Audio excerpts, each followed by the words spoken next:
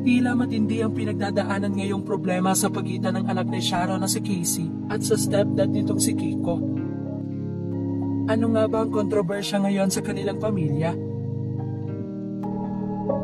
Mainit na pinag-uusapan ngayon ang ginawa ni Casey Concepcion sa kanyang stepfather na si Kiko at half-sister na si Frankie Pangilinan.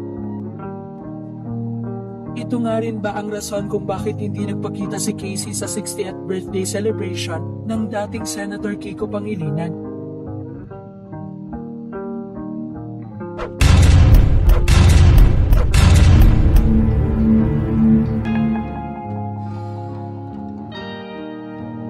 Hindi naman kasi lingid sa marami ang turing nga ni Casey na totoong ama sa stepdad na si Kiko Pangilinan. Dahil ito na rin ang nagpalaki sa kanya at nakasama niya na tumayong ama. Maging sa mga kapatid nga nito sa mami niya na sina Kaki, Miel at Sofia Pangilinan.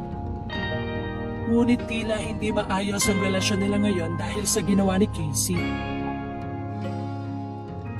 Matapos kasing hindi dumalo ng aktres sa 60th birthday ng kanyang stepdad noong August 24, in-unfollow na rin ito sa mga social media platform si Kiko at half-sister nito na si Frankie.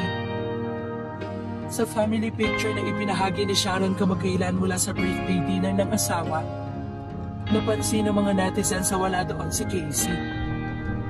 Kumpleto nga ang magkakapatid na anak ni na Sharon at Kiko at tanging si Casey lang ang wala.